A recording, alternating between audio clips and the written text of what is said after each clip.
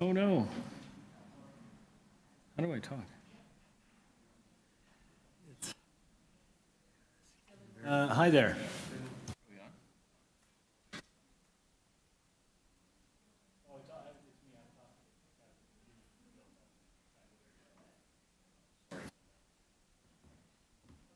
Okay, we're, oh.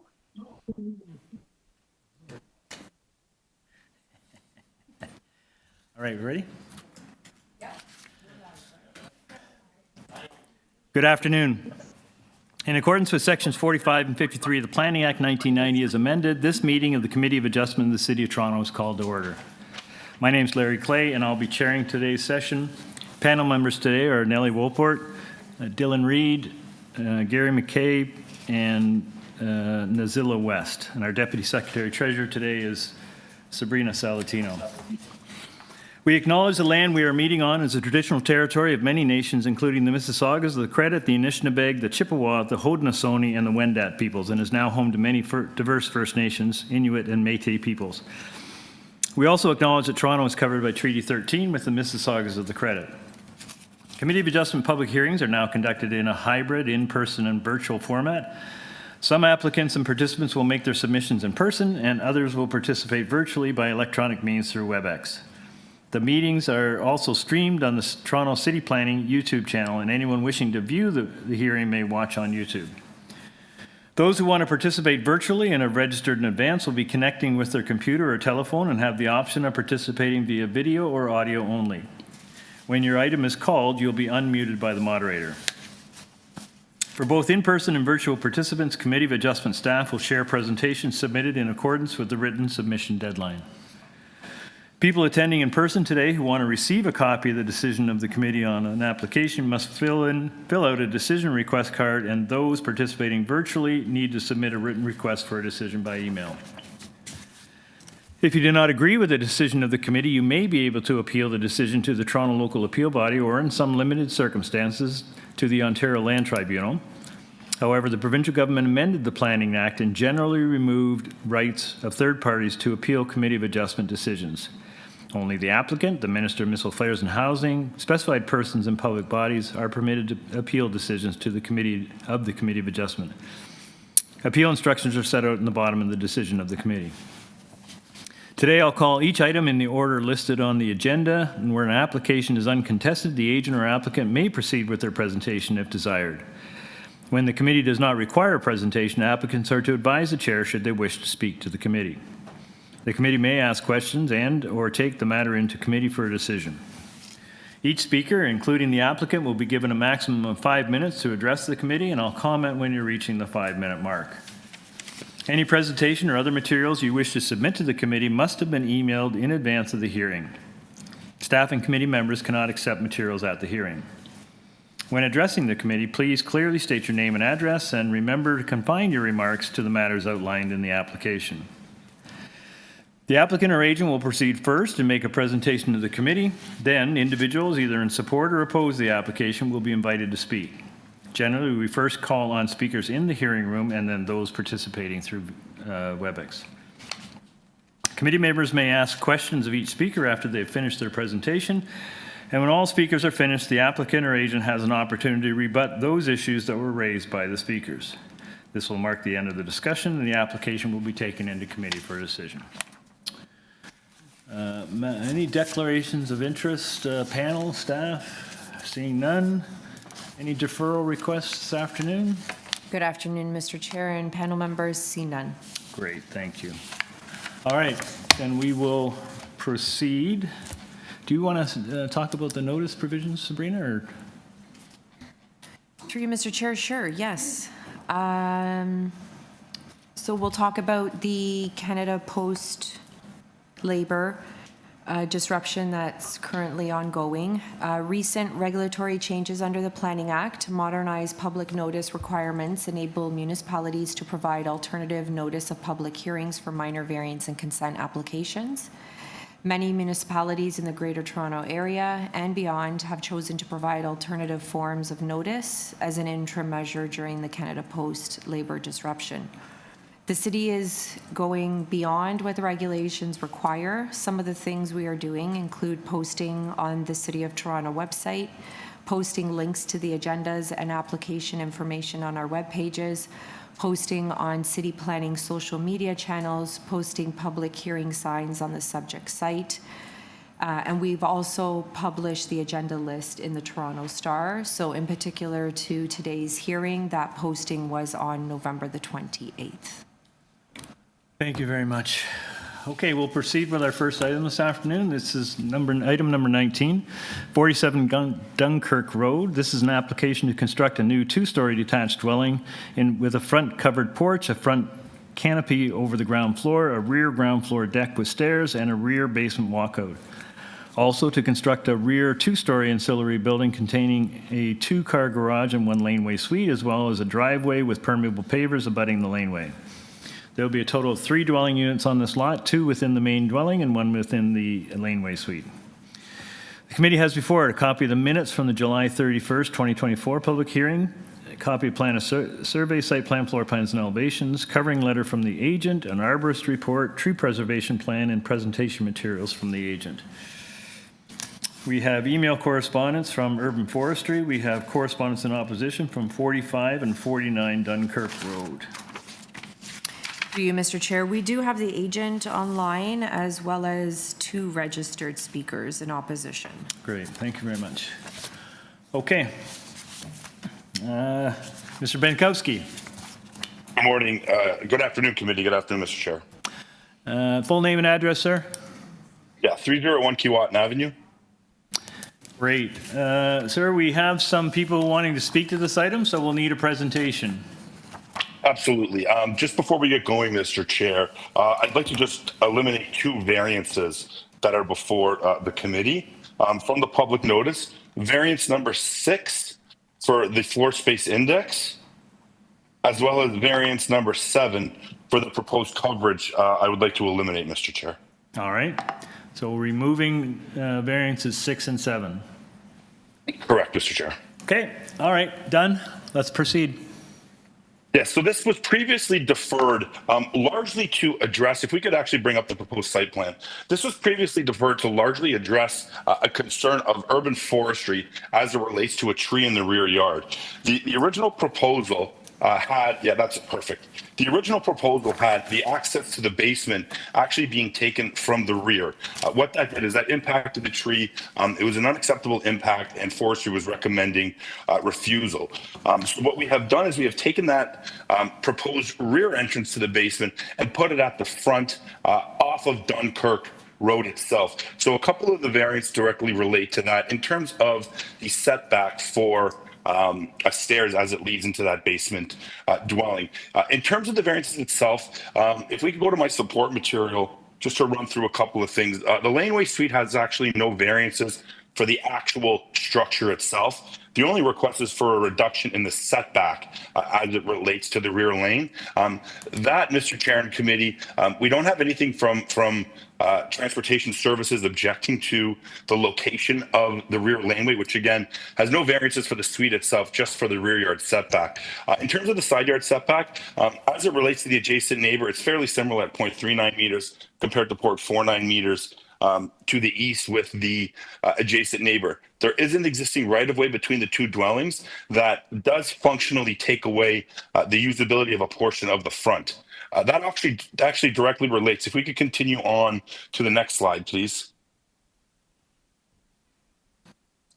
Both adjacent houses to the east and the west are really constructed fairly similar in their location to that front property line. What we see here are the houses really uniformly along Dunkirk, pushed extremely to the north and really leave little space between the city boulevard portion and the dwelling itself. That, taken into conjunction with the new front walkout and the fact that we can't add any type of green space to the existing right-of-way between the 2 dwellings, contributes to a portion of the reduction in the soft landscaping. If we can continue back on down into, I believe I have one more. Sorry, if we could go to the aerial photography, the aerial photograph I have, I believe it might be page number 2 in the support.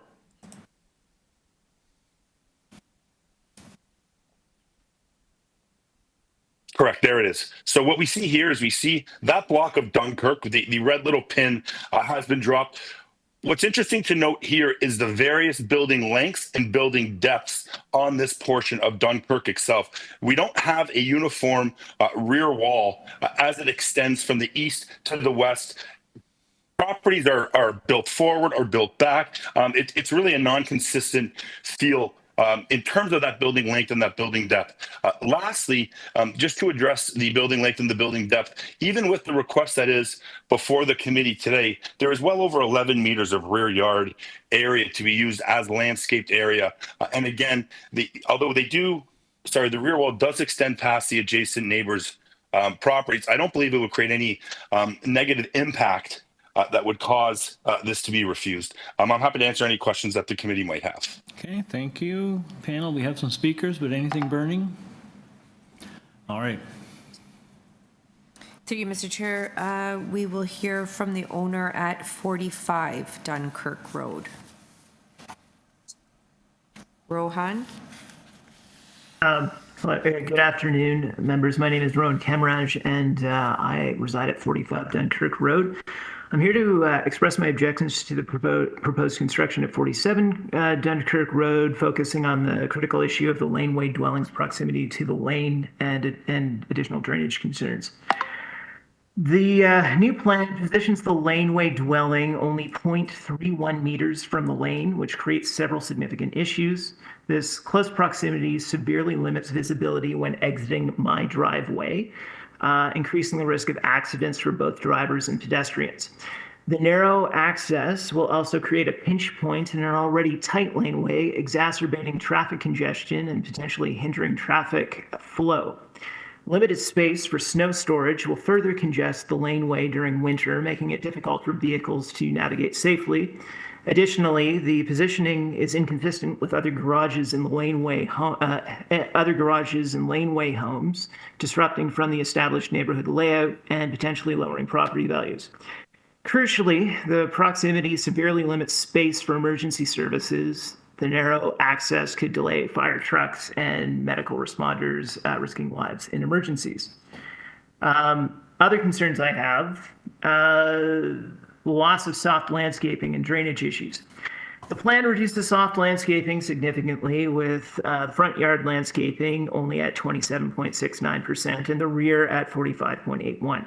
This leads to poor drainage. I'm extremely concerned that the loss of soft landscaping will cause runoff into my land, potentially leading to flooding in my main house and garage. Additionally, the basement area extends beyond the main floor, further reducing drainage capacity. This appears to be an attempt to meet the city's size requirements for functional spaces like a kitchen. The next thing is the tree removal and property disruption. Now, I know that they spoke about the tree earlier. I'm not sure if the plan is still to remove the tree, but if they chose to remove the tree currently has a canopy, currently creates a canopy over my backyard. We recently paid $2,000 to have it trimmed. Removal will be inconvenient as arborists must conduct work on my land to take it out. No considerations were made by the builder regarding this disruption. Parking and construction access. Construction next to my parking spot will block access, and there's been no communication from the developers on how they plan to manage this inconvenience. So the next item is the basement plan shows, I believe, unless I'm misreading it, shows two exits, a kitchen on one side and a wet bar on the other. To me, this indicates the builder's intention to create 2 units in the basement. I'm not totally sure about that, but it appears based on the plan that there might be 2 units there.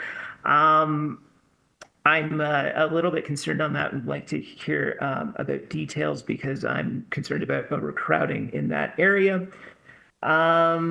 Construction disruptions and property access. Previous projects caused restricted property access in the lane and also caused some minor property damage. There have been debris and other items in that area that have caused me to replace tires, etc. So there's been issues there. Additional issues I have are just the fact that the proposed building exceeds the maximum length, depth, and height limits, the main wall heights, floor space index, etc. So essentially, I urge the committee to reconsider the plan, especially with the laneway dwelling's proximity to the lane and my drainage concerns. And I'm willing to participate in any further discussions and community consultations. Thank you. Thank you. Panel, any questions of the speaker? See none? Through you, Mr. Chair, we'll now hear from the owners at 49 Dunkirk Road. Good afternoon. Hi, good afternoon. My name is Saikat Basak. My wife and I, we are the owners of 49 Dunkirk, and we have been living there for about 10 years. And Okay, so just hang on a sec, sir. You're both registered as speakers. Just so you know, you have 5 minutes combined between the two of you. No worries, thank you. Okay, thanks. So what Rohan just mentioned, I support all of those points, and those are exactly our concerns as well, which I communicated in our letter to you guys. And I would like to elaborate. I also added a couple of pictures that clearly shows where the laneways, the garages are recently located, and how that 1 feet or 0.31 meter from the laneway for this new laneway suite is gonna be really a disaster in terms of snow storage.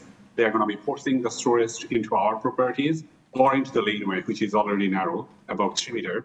And this particular proposal creates a very narrow landscaping area in between the main unit and the laneway suite, which is a significant concern for us in terms of drainage, as Rohan also mentioned.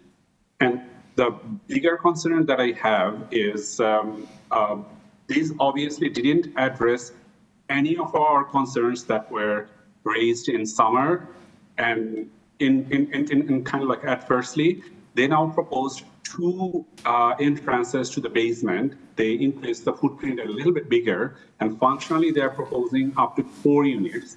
And I'm really concerned that they're going to be bringing in tenants like rooming services, and that's going to be a disaster for this neighborhood, which is not equipped to deal in terms of parking. They're going to be equipped with just 2 parking. So how come they're going to be accommodating up to 4 families there? That's a huge concern, and that doesn't go with the neighborhood character or the zoning in that area. And so from all those functional and practical reasons, I strongly oppose, and as Rohan mentioned, we're happy to work with this developer to find out a solution that's going to be respecting the neighborhood character. And I strongly urge these committee members that we completely appreciate that you are there to support intensification, accommodate it, but please take a cautious look at the neighborhood character, how this could impact the future potential developers to come and propose multi-unit residences with rooming houses, essentially impact the parking and the other essential services for the neighborhood that helps to keep the quality of life at least to the current level or in a better level. So we strongly urge that you guys reverse the approval of this proposal and let them work with the community to come up with an alternate proposal that could work with the neighborhood. So with that, I'm going to stop and I'm going to let my wife speak. Okay. Hello. Hi, Dikni Alaka. You have 2 minutes, ma'am. Yeah, so I agree with my husband what he said, and I want to point it out about the picture we showed you guys. Please look at this. Now they are not keeping any space for the snow storage because their laneway will be just at the right of way. So we have to clean the laneway during the winter time and to bring our car out of the garage. They will not have any space to store in the snow. So I really encourage you guys to look into these items. Thank you. Thank you, panel. Any questions? I have one of this speaker. Can you pull up his photograph looking east along the back of the laneway? It's a little bit. Yeah, I'm just looking at, so I'll ask my questions while we find it. Is it common practice for folks to park their vehicles laterally along the lane like that photo seems to show? You and your neighbors have raised numerous concerns about congestion in the lane and drainage and blockage and stuff. But from that photograph, it looks like several residences park their vehicles alongside or right up to the boundary of the lane. So is that common practice in the laneway? That's not a common practice, I would say, and I don't do it. I have one car, and I believe Rohan also has his own driveway, so they don't do it either. But we have, like, say, for example, if we have a visitor coming and if they don't find any particular space on the street, which is occupied by most time with the hospital employees, so we can have our visitors to occupy the space in between the laneway and the garage, which is functionally workable, you know? A car can go through, even if a car is parked in the driveway. And with the developer if any of you could bring the picture that I included in our response, that would really demonstrate this. So with this is the picture I was talking about. So they're essentially proposing to have the laneway suite all the way to that paved portion of the laneway. And if you look into the laneway suites which were recently developed, like the further in the picture that you can see at the bottom one, you would see that they still have 3 to 4 feet space. So essentially, in the worst case scenario, they can park their car in that driveway space. And just to answer your question, this particular vehicle that you see on the screen, I believe that was a contractor's vehicle. And I'm not sure about the other one to the right on the I'm just trying to get a sense of, I mean, one of the big concerns from you and your neighbors is really about the fact that it's not set back sufficiently from the laneway. And Exactly. I think in practice, however, I wonder if vehicles parking back there either infrequently or routinely have the same effect. That's my only point. So, like here, the more practical impact is from snow storage. So all of us, including my property, you can see we have a huge area there for snow storage within, kind of like in between the laneway right of way and my property, right? And with this proposal, the developer, they won't have any space to store snow. They have to be into the laneway. That doesn't work functionally.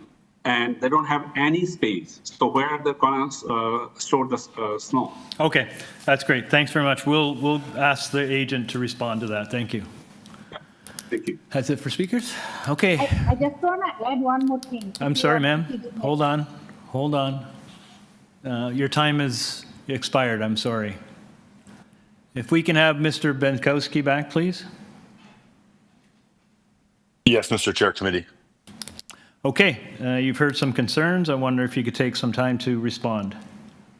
Yeah, I do want to just go back to the setback of that garage. Again, there's no objection from transportation as it relates to the location of the garage. That would generally be the commenting agency that would address that. I would also note that in terms of visibility and things like that, it's well within the owner's right to build a fence if there wasn't a garage that extended all the way to the rear property line itself. For me, I also live in a laneway. I have a laneway at my house where I live. I mean, I don't shovel the laneway very often, but if I do, there's generally enough space to put it there. In terms of the impact of the laneway suite, I would want that laneway pushed more towards the rear and less towards my amenity space as it comes back towards my house itself. But again, I do just want to, again, one more time, just say transportation didn't object to this. In terms of the tree that was spoken of, we do have an arborist report that does recommend that that tree is not healthy. That has been reviewed by the City of Toronto Urban Forestry, and they are in agreement that that tree is not healthy and would need to be removed. Addressing the entrances, the idea behind the two entrances is for two things. One is to allow for somebody that's living in the basement to be able to access from both Dunkirk through the front, and if they happen to have one of the parking spaces in the garage, from the rear yard into the basement itself. The idea that we're trying to make it appear like it's 2 units when it's going to be 3 or 4. I would just say, committee, if this were a 4-unit dwelling, the variances would remain exactly, sorry, if it were a 3-unit dwelling, the variances would remain exactly the same. There would be no alteration to anything that is before you today. The variances would remain exactly the same. If we could just go back to, within my supporting material, the plan of the front yard as it relates to landscaping. In terms of from the property line to the, yeah, one of those is perfect. Yeah, either one of those pictures is fine. From the property line to the actual line of the sidewalk is about 4.5 meters or 15 feet. That portion there has to be maintained as green area because that is the city land. There's no alteration that would be permitted to expand any type of entrance or remove any type of green area that is there today to accommodate the new dwelling. As that relates to grading and drainage, as this is a new dwelling, it will be required to obtain a permit for the grading of the property, which under Toronto's new policies would require it to be able to demonstrate that all rainwater would be able to be accommodated on the property itself. I'm happy to answer any questions that the committee would have at this time. Okay, thanks very much. Panel, any questions of the agent? Dylan? Yeah, just a few questions. First of all, deleting variant 6 and 7, I'm just wondering, did you make any changes to the plans, or is it just because when revising the plans you realized that they weren't necessary? Through you, Mr. Chair. Mr. Reid, there was a recently passed Ontario regulation province-wide that has eliminated and overrides all FSI and increases coverage up to 43% for up to 3 units, meaning the 3 units has to be a combination of a duplex and a garden suite or 3 units within the dwelling. So this was passed in November. I did finally get confirmation from the chief zoning official on Monday that these are now in effect and on all multi-units, because through you, Mr. Chair, Mr. Reid, part of the problem was when they instituted the fourplexes, there were still portions and pockets of the city, as Mr. McKay might know, in Scarborough, that have exceptions for FSI itself. Those were not overridden within the fourplex bylaw, but the province has now overridden all exceptions. So citywide now up to 3 units, which will soon become 4 once the city does this in the new year, I've been told. There is no requirement for FSI and the coverage has been increased to 43%. Right, so it's just because of the new provincial regulations that you've removed those. Okay, great, thanks. Sure, yes, Mr. Chair. Correct, Mr. Reid. So, secondly, for the tree, so is the plan, your plan is to go ahead with removing that tree and then replacing it once the work is done? Is that correct? Through you, Mr. Chair. Correct, Mr. Reid. Okay, so you will be making a forestry condition in terms of, getting the permit to remove the tree and such. That's okay with you? That's okay, Mr. Reid, through you, Mr. Chair. The last question is, so variant 16, which is the setback of the laneway suite and garage. I'm just wondering why you're not just putting the 1 meter setback, because you seem to have lots of space. I mean, you could set it back a meter and you wouldn't trigger any other variances, I don't think. So I'm just wondering why you're not just setting it back a meter.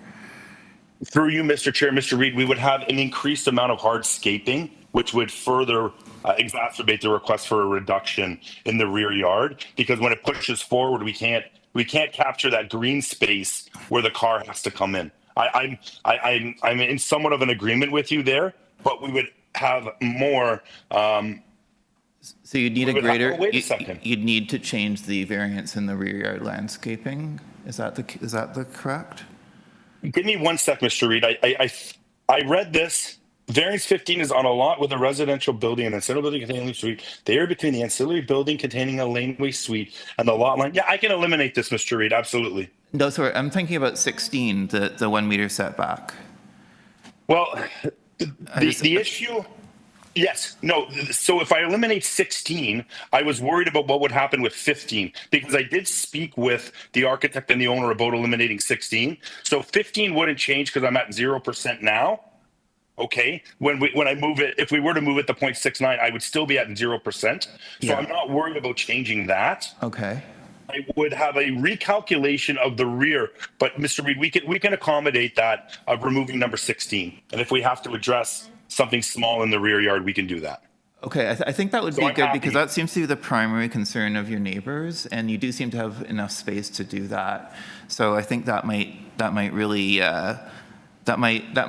address your neighbor's most serious concern without really negatively impacting your plans very much. So if you're okay with eliminating 16, I think that would be great if that's. Hang on a Mr. second. Chair, Mr. Reed panel, I am okay with eliminating 16. So, Jonathan, you will have to change your calculations for the rear yard soft landscaping? For variance number 14, there will be some alterations, Mr. Chair, but we can fix that. I believe we can get close to that number of Do you 14. want to stand this down for a few minutes just so you can do those calculations Yes. and we'll come back to you? I can absolutely do that, Mr. Chair. Thank you for Panel, accommodating. you guys okay with that? Yes. Okay, let's do that. We'll stand that item down. We'll recall Mr. Benkowski in a few minutes, maybe after we finish the next item. Okay. We'll move on to item number 20, This might take a while. 534 Harvey Avenue.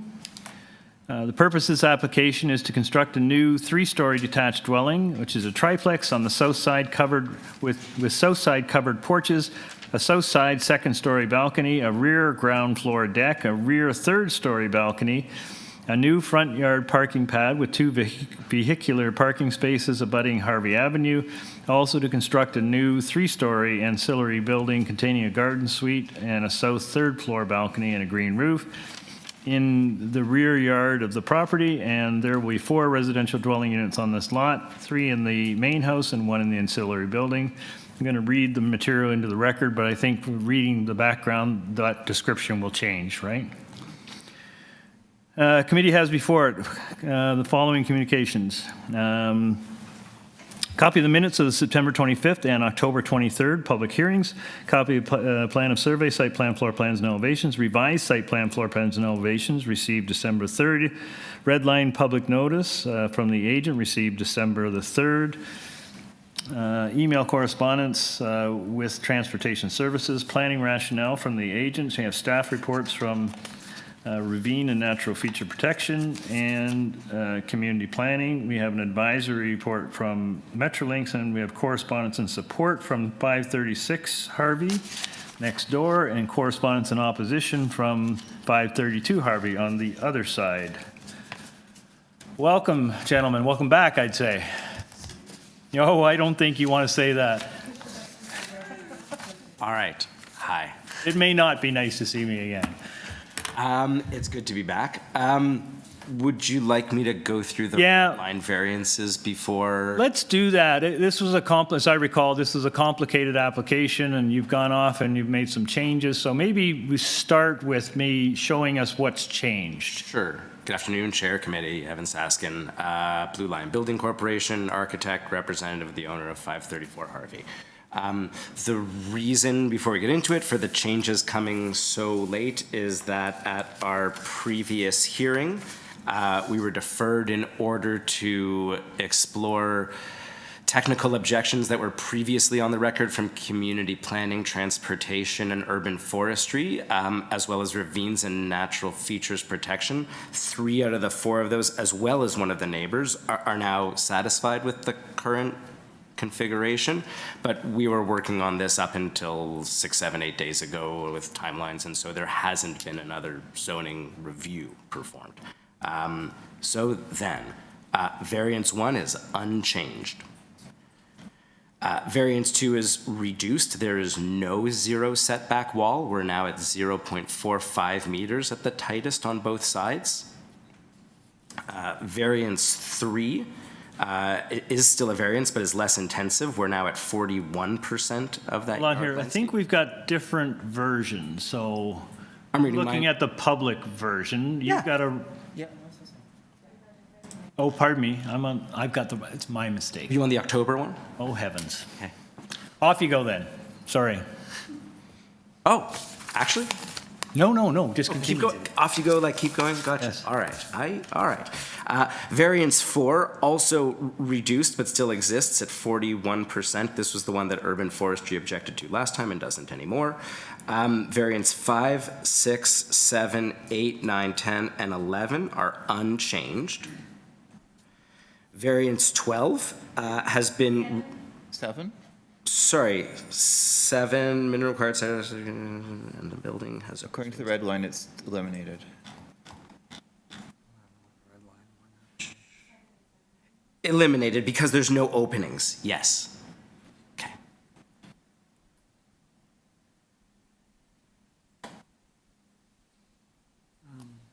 Still zero setback on that side, but there's no openings on that side. So then 8, 9, 10, 11, unchanged. 12, the height has been reduced from 9.8 to 7.4 meters is the height we're seeking. 13, this one is eliminated. It is a 2-story garden suite. 14 is unchanged, although now the platform is on the 3rd floor instead of the 2nd, but that doesn't change. 15 is unchanged. There's an opaque barrier of 1.2 meters rather than 1.5, but unchanged. 16 is unchanged, and 17 is, I would argue, reduced because the balcony is on the 2nd floor, but remains as it is. Okay, that's great. Thank you. All right, we do have some folks. Did you want to say something? Yes, sorry, through you, Mr. Chair. Can we just go back to variance number 7? Sure. Just to confirm, are you eliminating that variance, or are you saying that you still require it, but you don't have any openings? I require the variance, but there's no openings. The absence of openings doesn't eliminate the variance, it just reduces the extent of it. I just needed you to confirm that, thank you.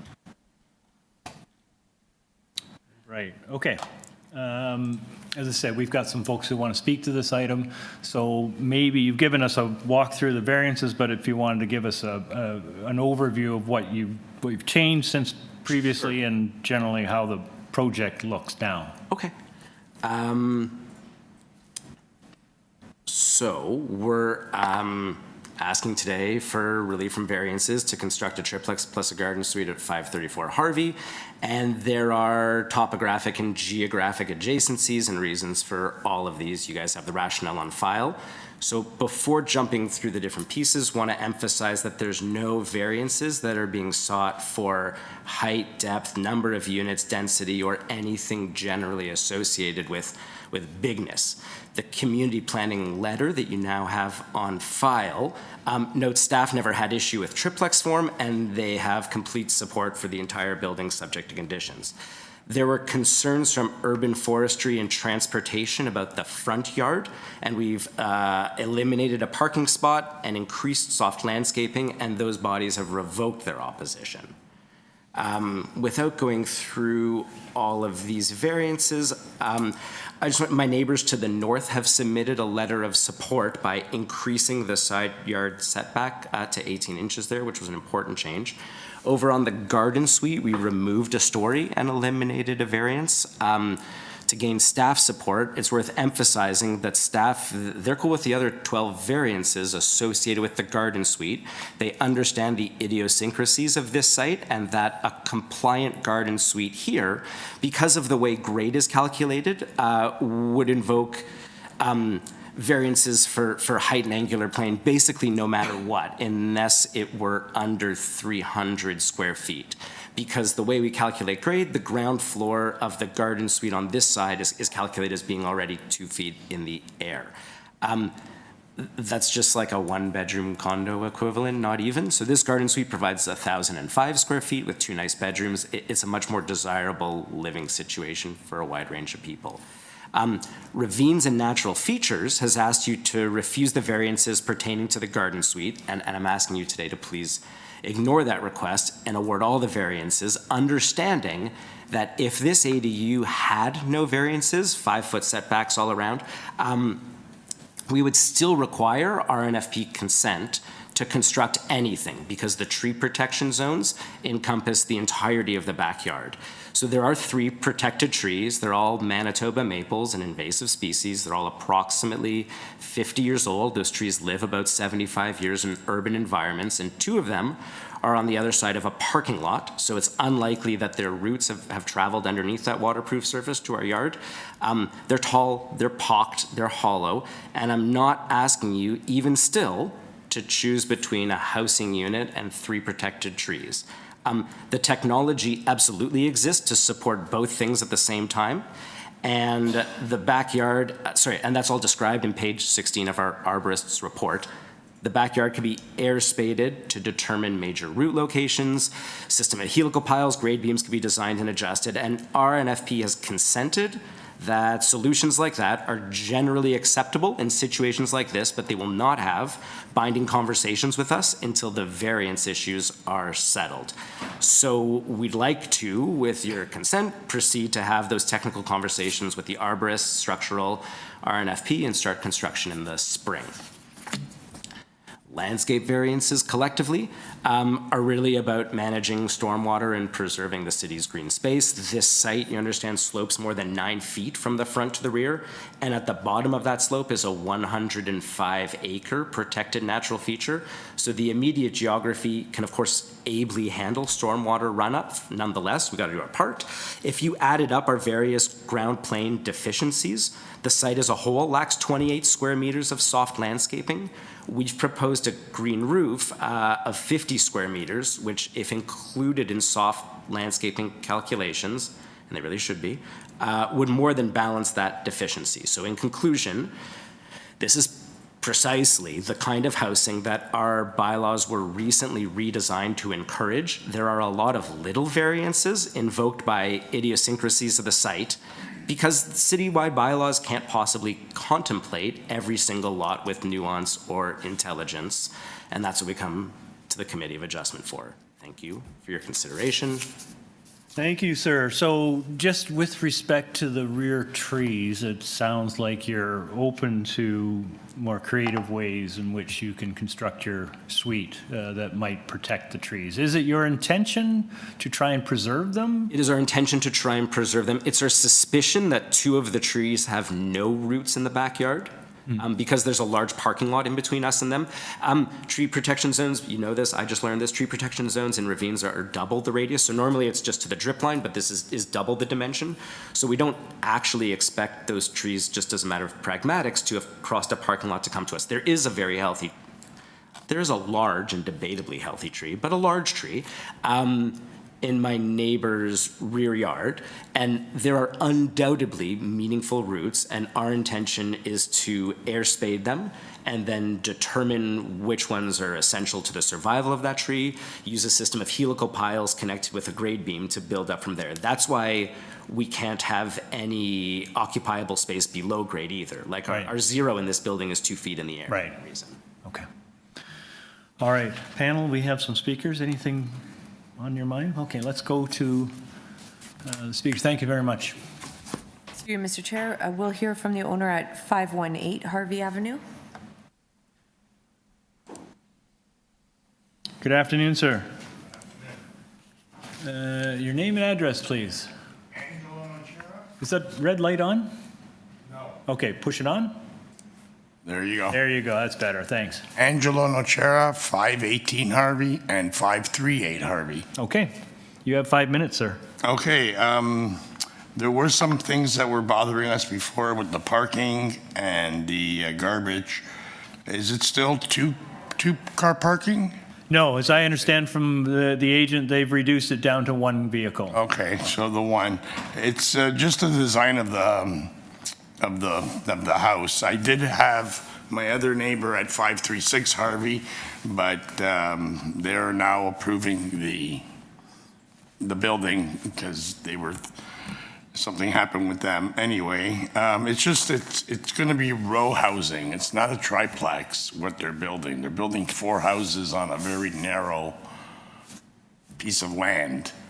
And our concern was, well, first was the parking and all the traffic that was going to happen.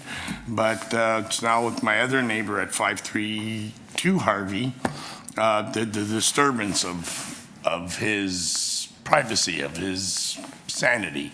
Other than that, if they were able to shrink it or change the model of the house or the building, that'd be fine with me. Wouldn't be any opposition from my part. Okay. Great. Anything further? Nope, That's that it? was pretty much. Any questions, folks? Thank you very much for coming down, sir. Through you, Mr. Chair, we can now hear from the owner at 532 Harvie.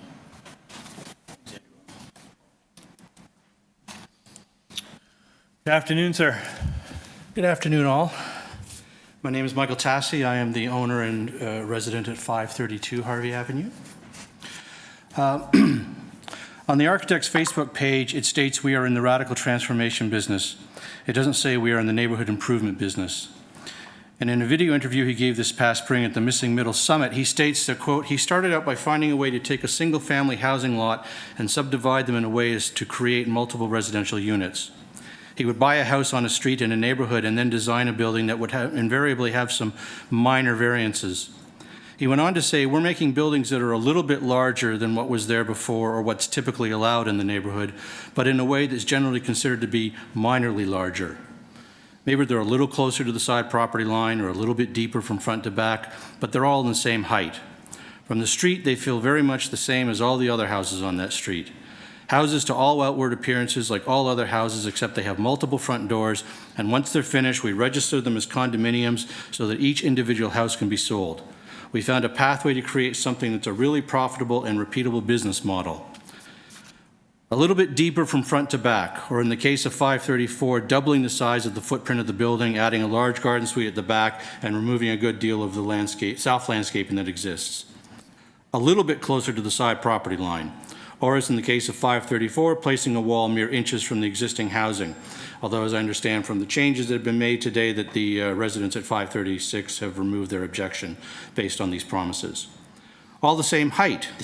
The existing house at 534 is 1.5 stories, as is my house at 532, as is the house at 530. The proposed development is 3 stories, over 35 feet high. And like all other houses, except they have multiple front doors, or in the case of 534, no front doors at all, as the plan is to have 2 of the entrance doors on the south side of the building right outside my dining room windows, and all 4 of the unit entrances are accessible only by the laneway outside my dining room and living room windows on the north side of my building. The regulations regarding garden suites state the properties of the garden suite are not to be intended to be divided or severed. They are intended to function as a rental housing unit owned by the primary owner. So I'm a little confused as to, given the development being severed, 3 severed units and no primary owner, how there can even be a garden suite in this property. The regulations go on to say the construction of garden suite should not result in the removal of healthy bylaw trees. Obviously, we just discussed the tree situation there. The tree in my backyard, there's a very good chance that it could be damaged or even killed if this development goes ahead. And the fact that I would lose the green foliage of my tree as well as the ones on the cemetery side seem to be relevant in the pursuit of the financial gain. The proposed air drilling with the root system is all well and good, except there is a giant stump from a previous existing tree sitting exactly where the garden suite would be built, and I don't see how that can be removed with air drilling, however. My neighborhood was built mostly small and unremarkable homes that working class families could once afford. Over the last decade, a lot of those homes have been sold, torn down, and replaced by a variety of larger home and townhouses. They're not affordable for most potential home buyers, but they're there. I found it interesting, the pictures of the townhouses, please, if you could. I found it interesting that the architect included this property in his document showing the current look of the neighborhood, given that these 6 townhouses were built on multiple lots purchased at the same time. 6 units on multiple lots, not 4 units on a single lot, as is being proposed for 534. Zoning bylaws are a planning tool designed to ensure land use compatibility, and in this case, the city's instrument is essentially being shredded with the clear result, if approved, of unacceptable and adverse impact on both abutting property owners. I cannot believe the committee would collectively conclude that this application constitutes a minor variance, and I'm really hoping that the committee denies this application and requires the applicant to go back to the drawing board and create something more befitting the size and scale of the property. Thank you. Thank you, sir. Quick question. The space between you and 534, or as proposed, is there a right-of-way there? Or is it just a property line? No, the property line exists 37 centimeters from my north wall, but it's all one walkway there in the 534. That's their access. Right, but it's not a mutual right-of-way or anything? No. That's what I just wanted to do. Okay, thank you. Any further questions, panel? Thank you for coming down, sir. Thank you. Through you, Mr. Chair, we can now hear back from the agent. Okay, do you want to come back?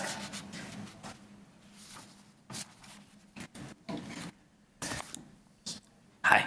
Hi, so you've heard some concerns. Maybe you could take a few moments and try to address them. Sure. Yeah, we've had months of conversations. I guess right off the bat were some concerns brought up about height, the number of units, the number of parking spots, the number of people, the size of the building. I want to emphasize that there's no variance being sought for height, there's no variance being sought for depth, for the number of units, et cetera. I found it particularly rich for my friend Angelo here to raise concerns about parking, where these people are going to park the cars, but also opposing the presence of a second parking spot on the site. In my document book, I did include photographs of townhomes and large single-family dwellings, apartment buildings, and more to emphasize the varied, eclectic, and dense neighborhood character here. Regarding the actual impacts of what we're building, like our neighbors to the west and northwest and southwest is a large sunken protected green space for hundreds of meters in every direction.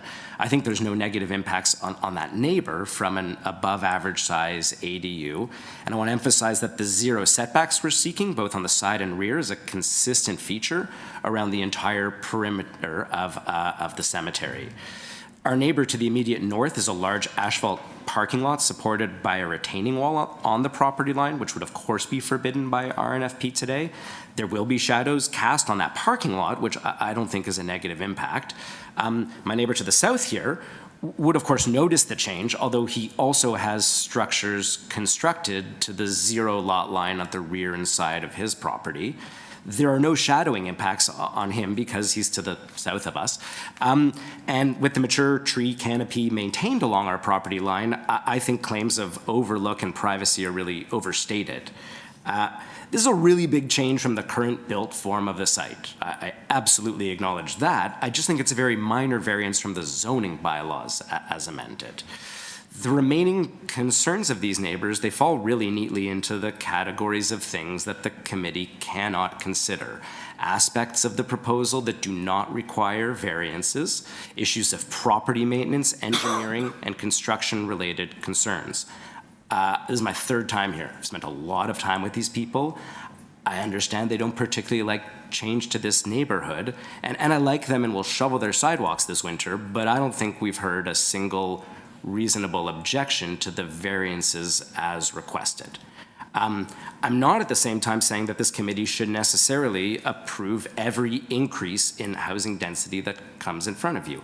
But projects like this that have engaged fulsomely in this review and revision process with all the municipal stakeholders and all the concerned neighbors and amended as a result of that, this is really the kind of project I would respectfully ask you to zoom out and approve today. Thank you.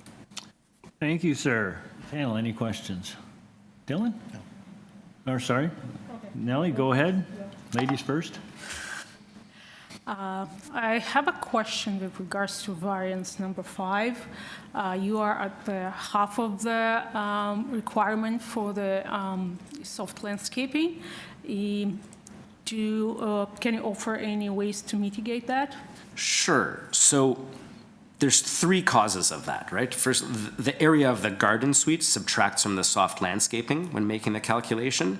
It's not the building code, but the fire code mandated walkway, which is the only walkway in the backyard, subtracts from that. And the garbage storage area, which my neighbors respectfully asked me to remove from the front shared property line and move into the backyard, take away from that. I really feel like I'm at building code minimums on all of these things. So we've proposed this substantial green roof, much larger than would be required to repair this deficiency, to mitigate, stormwater drainage concerns. But I know this is important to this committee, it's important to me, and despite the fact that there's an enormous ravine next door, I understand we have to do our part, but I don't think I have any more to give on variance 5 without falling afoul of another regulation. Okay, thank you. Dylan? The neighbors had this fear that it would turn and be sold into condos. I was just wondering if you could address that. Sure. So I have spoken to this process and done that previously on projects that I was also the owner of. I'm not the owner of this, and so I can't comment on that. Like, I haven't made applications for it to be a condominium or anything like that. I understand that issues of tenure, while not specifically zoning related, are of importance to neighbors and neighborhood stability.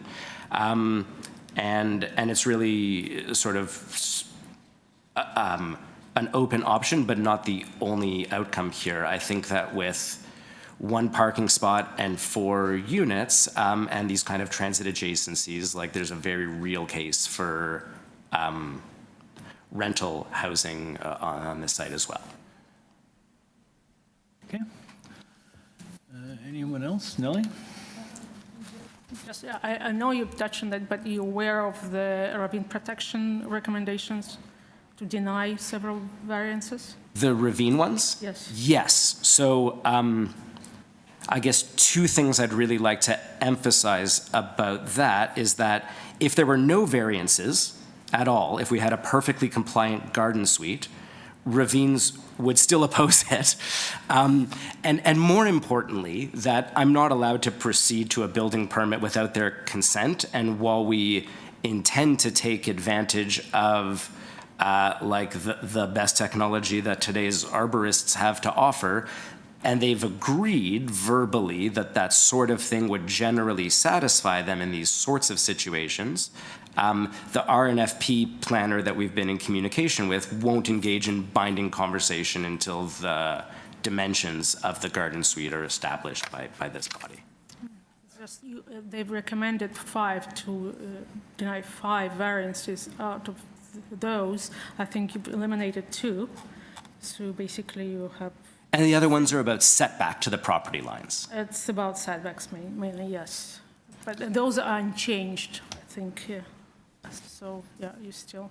So just to talk about them numerically, each of those represents 20% of the square footage of the building. If we were to eliminate 1 variance, it would go from a 2-bedroom to a 1-bedroom. If we were to eliminate 2 variances, it would go from a 1-bedroom to a studio. And if we were to eliminate all 3 of them, it would be 300 square feet. I think we're approaching this from a kind of inside-out way that balances that concern with other concerns for quality housing. And that's been modulated through a lot of conversation with planning staff, with the neighbors, internally about priorities and how to balance. But I think, ravines and natural features would really only be perfectly satisfied with no construction. And I think there's a middle ground here that we can address. And they're happy to have that conversation with us once we've established the build form of the garden suite. Okay. From my part, I was here the last time you were here. And the time before. Oh, I don't remember that. It's a blur. Okay. But the time previously, I think we deferred it in part because there was enough confusion that I don't think the panel had sufficient information to be able to make a decision. Okay. So I wanted to thank you for going back and coming back with some clarification on those and making some changes that reflected what I think were some outstanding concerns. So I think that's really good.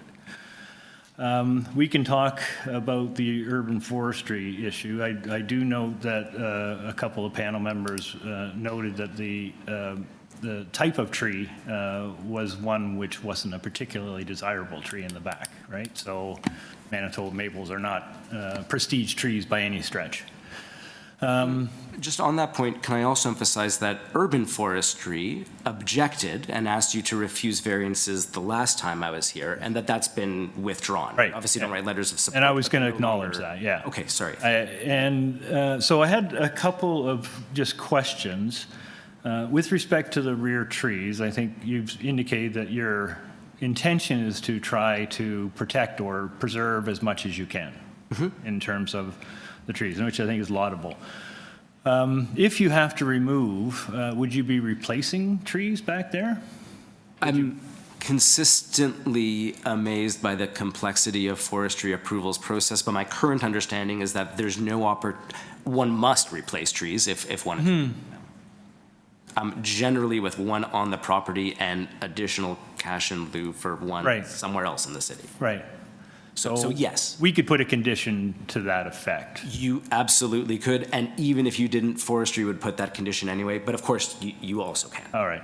The last question I had was, your neighbor to the south was noted that the entryway isn't in the front, which seemed to be a prevailing feature of some of the apartments or multiplexes north of you. You're putting yours on the side, which is fine.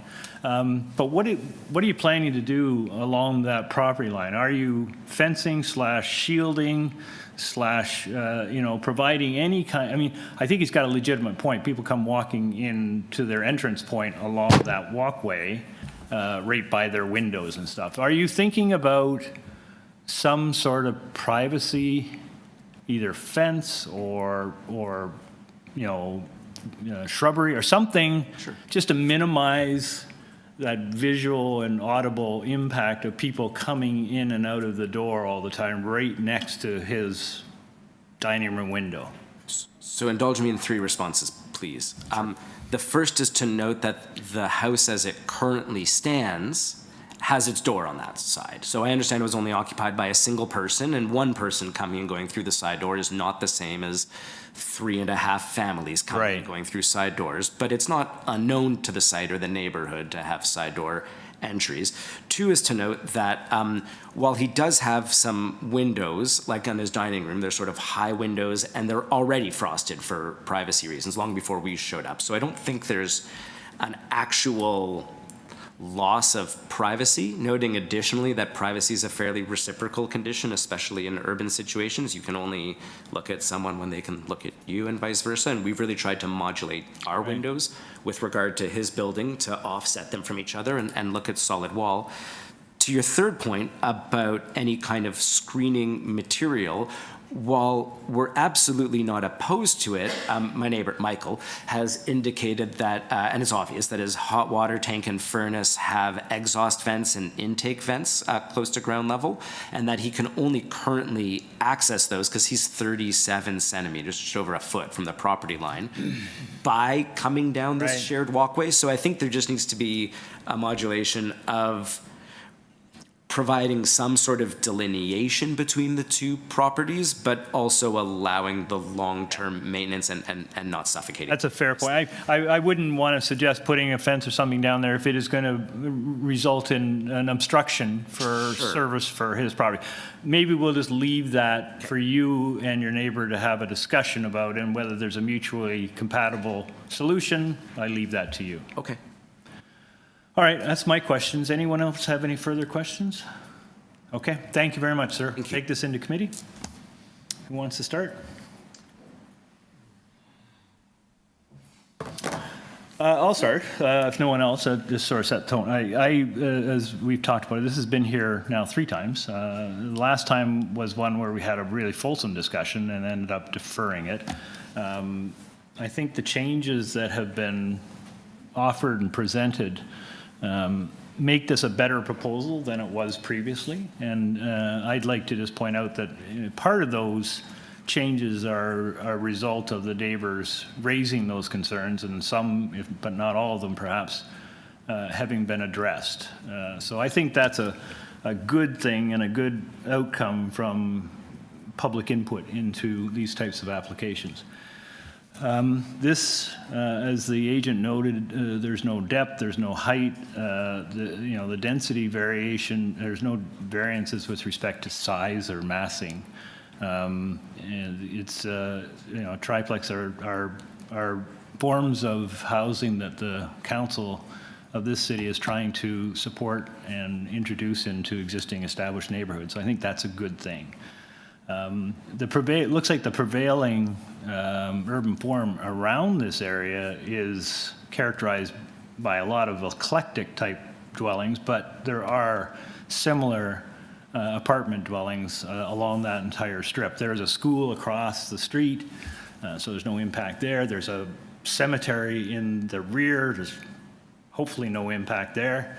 I think with the changes, particularly reducing the height of the garden suite from 3 stories to 2, makes this a different proposal than it was when it was originally considered. The issue about rear yard soft landscaping, I think is partly addressed by the offer to introduce and construct a green roof. So I think that's a good thing. I think, for the most part, the agent and the applicant have tried to address the concerns that were outstanding.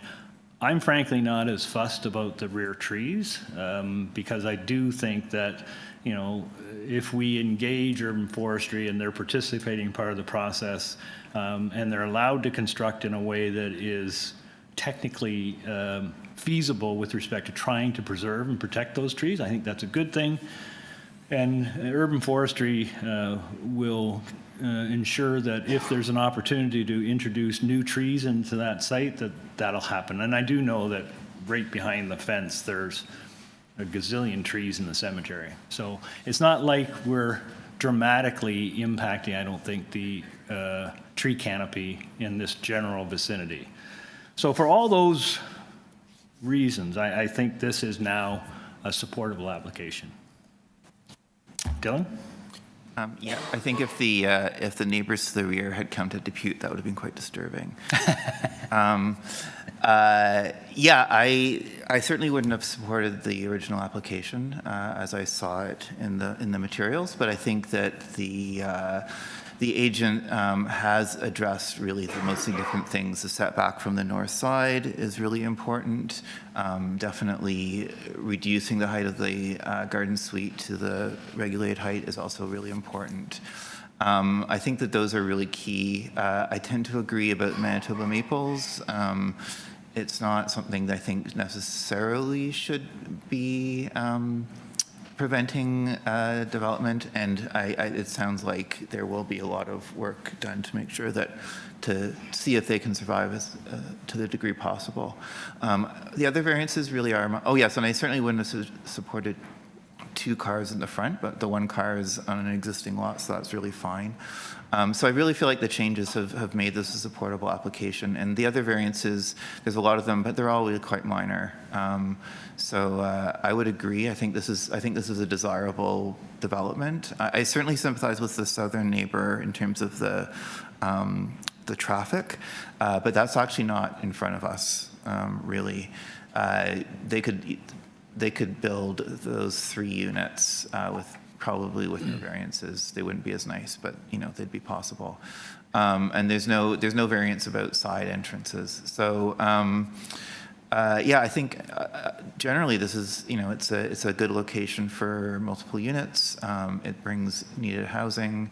The ADU is going to be beautiful, looking back over the cemetery. That'll be a really lovely small space.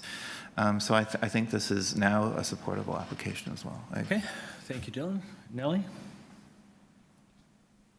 Maybe because I wasn't present in the previous deliberations, I have a kind of more of a different outlook at the case, and I do appreciate all the changes and trying to address this quite a long list of variances, and but I think my concern is more about the ancillary structure, and we have a lot of variances in front of us for that, and we still have the objection by the ravine protection, and understand, out of 5, 3 were addressed more or less, and, the height was reduced, but I still have my objection to the variance number 6 and number 8. So those I would recommend to strike. I would, fully legitimate concern, I would just remind panel that the agent has had several, extensive discussions with forestry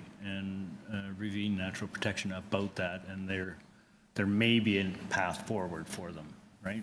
So it's just, I'm just reflecting what the agent has told us. Right. Okay? We have. I understand that, what absolutely. they have. Okay. Anyone else? Gary? I was going to say there's a comment by Metrolinx, and Metrolinx is often a nuisance, but I take it in this case is that the property is close to the Eglinton Crosstown whenever it opens, and they're just saying they'd like to see construction plans, in connection with this site as it moves forward. Yeah, In other words, should we tag it as a condition? I don't know, Yeah. I always wonder what they're up to, frankly. Listed as advisory comments. Yeah, I don't know if we need to put a condition in. Okay, but Get it if you're building something right next to a new station, but thanks, Dylan, as advisory. Yeah, think it's fine, fine. No. okay, anyone else? All right. I'll look for a motion then. Who wants to do a motion? Sure. I am bringing motion forward to approve this application with following conditions. First of all, we have a planning condition from, dated December 3rd, from what I understand, and I hope it's the right date. We have the latest revisions, and we have urban forestry condition number 2. Is it number 2, Sabrina? Is that the right one? Private property? Yes, they mention it, but I'm suggesting to strike down variance number 6 and number 8. So you're saying you want to approve everything with those conditions with the exception of variance number 6? And 8. 6 is It's the rear yard setback? Yeah, ancillary building, and 8, it's ancillary building, it's again, setbacks for ancillary buildings. Okay. Yeah. Motion. Those were mentioned in the Rabin memo. Through you, Mr. Chair. So this is an amended application with variances 2, 3, 4, 12, and 17 that have been amended, 13 that's been removed. The purpose of application will reflect all of these revisions for the 2-story ancillary building, the 1 parking spot, right? And so the motion is to approve as amended these variances without variance 6 and 8. Those are to be refused. Correct. Does that effectively kill the garden suite?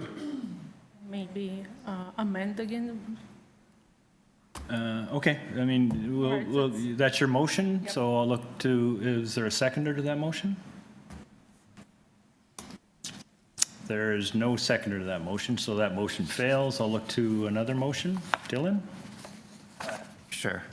I will move to approve the variances as amended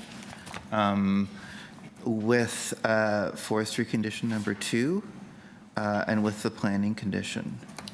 I think that's all. Want to tie to the site plan? That is the planning condition.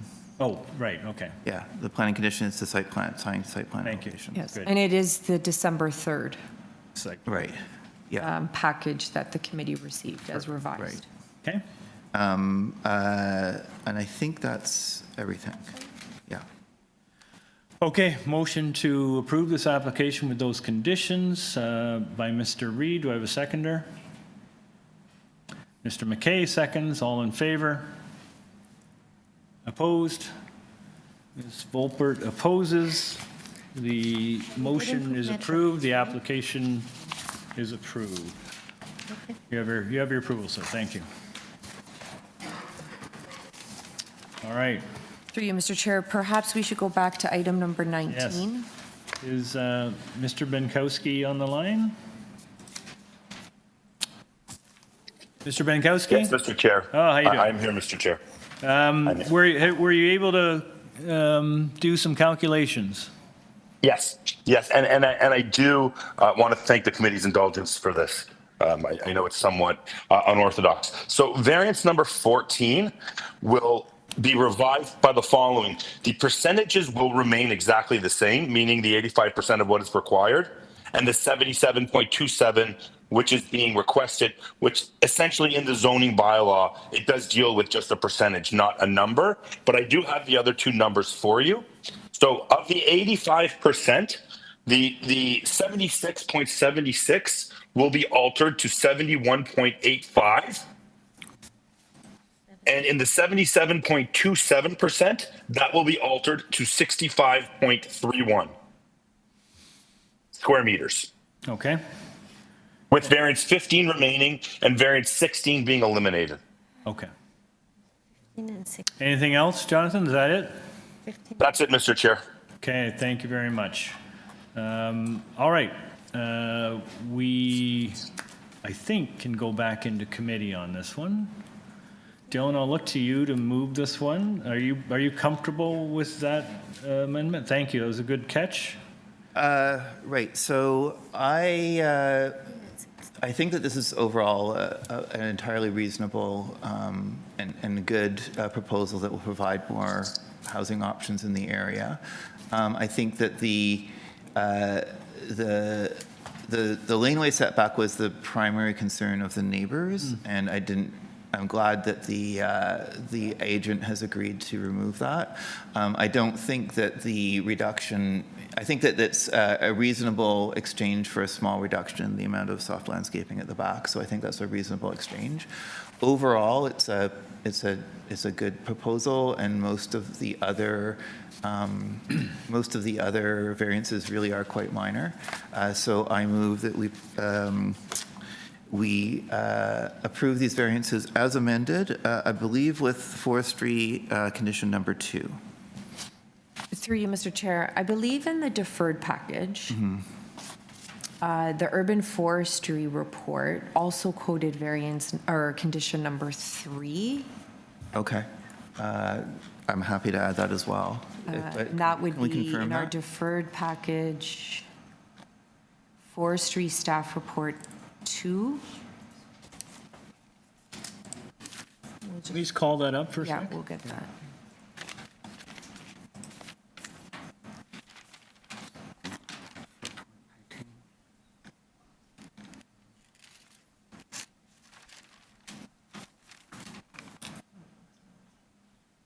Yeah, you're right. At 3 as well. Yeah. Okay. So forestry condition number 2. And did we talk about requiring a replacement for the tree? That's going to be with forestry. Yeah, that's part of. So your motion would just include condition number 2 and number 3. And forestry from condition urban number 3. forestry. Yeah. Yeah. And community planning. Okay. And was there a planning condition There's planning. on 19 as well? Okay. So I lose track. And is the planning condition to site and plan elevations? Again, this was in the deferred package. Oh, it's in the deferred package? And they were asking to tie it to the site plan. I don't know if it's something that the members want to consider, and then again, we would just Maybe include the date of the plans. I mean, that would have been an earlier site plan. Yeah. Right? So why don't we just add a condition that it be tied to site plan elevations? Okay, and then we can do the October 24th date of that site plan when Committee of Adjustment received that plan. Okay.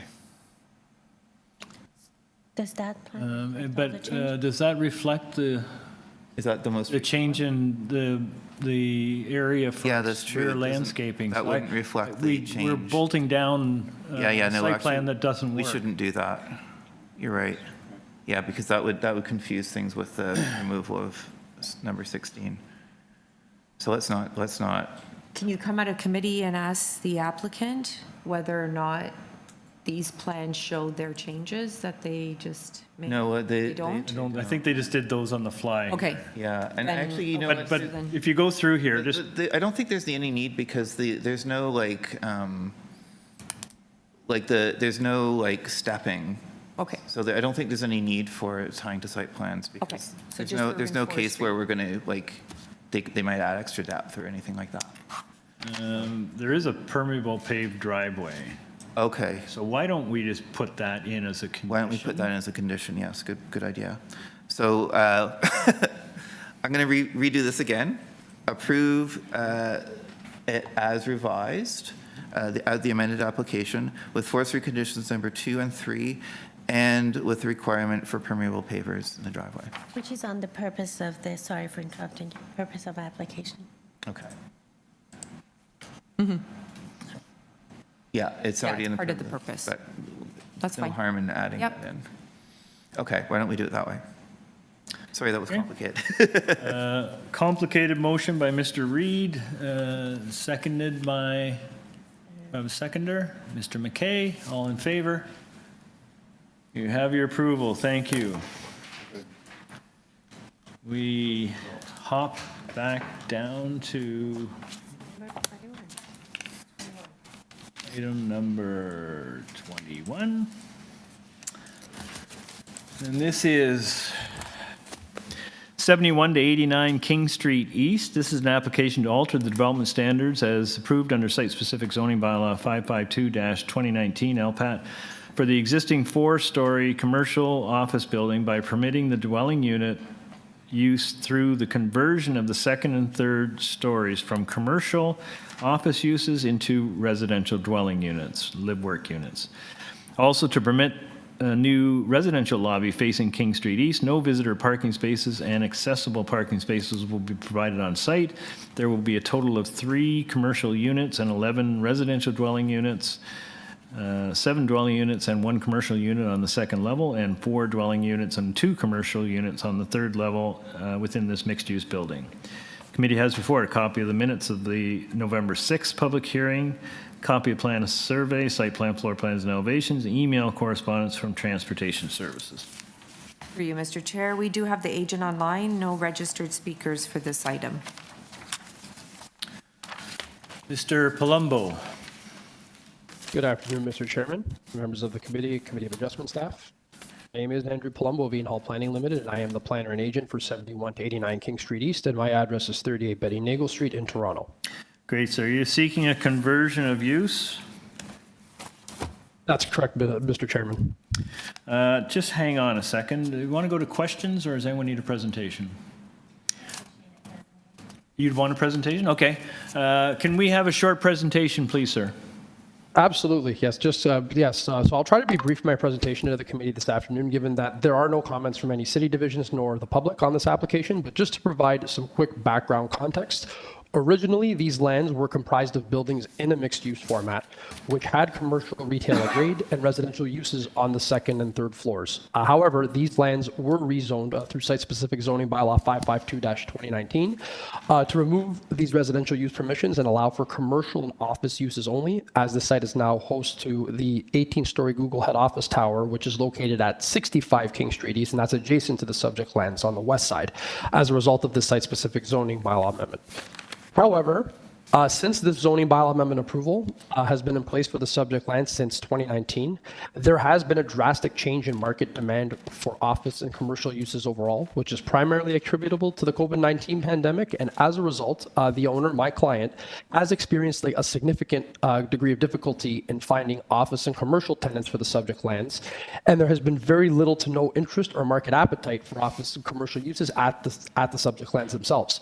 So on this basis, the proposed development for the subject lands is contemplating a minor variance application that proposes the conversion of the existing second and third floors of the existing non-residential building for 3 commercial units and 11 residential live-work units, each of which will contain their own long-term bicycle parking space, as it relates to the variances, as well as a proposed ground floor residential lobby, which essentially returns the subject lands to its previous residential permissions prior to the site-specific zoning bylaw approval in place for the lands that permitted the commercial uses. This application is being proposed in direct response to address the pressing provincial and municipal housing need as per the More Homes Built Faster Act, in addition to the severe lack of demand for office and commercial uses. Lastly, while it is understood that the subject lands are subject to a heritage designation, this applies to the exterior facade of the building along King Street East in this location only. The heritage designation does not apply to the interior parts of the building. This application only proposes internal modifications to the existing building, while the exterior will remain entirely intact with no changes proposed to the facades at all, and this explains why City Heritage staff have had no comments or concerns with the proposed development from this standpoint. So overall, it is my opinion that the proposal meets the 4 tests for a minor variance under the Planning Act, represents good planning, and is in the public interest, and should be approved for the reasons I've provided to this committee today. Thank you, as always, very much for your time, and happy to answer any further questions. Thank you. Any questions? I have a couple. So just variance number 8 talks about potential conflict between residential and commercial. Is there a partition on the floors where you have both, between the residential and the commercial? I believe there would be, Mr. Chairman, yes, to separate the uses. Okay. And secondly, you're seeking a variance from accessible parking. Can you maybe just give us an explanation behind that, please? It's through you, Mr. Chairman. It's mainly just given the location in the downtown, its downtown core location. It's pretty much being reliant on active modes of transportation and alternate transportation. Through the circulation, we didn't receive any comments from transportation staff, so we would have been happy to potentially address it then. But it's mainly driven by the downtown location, proximity to transit, and the reliance on active transportation modes such as walking and cycling, which is again why the bike parking is being provided. That's to address obvious transportation alternatives. But the accessible space, it's one of those issues where just its location directly along King Street, it's a major arterial. It would be difficult to try and provide this parking space. Okay.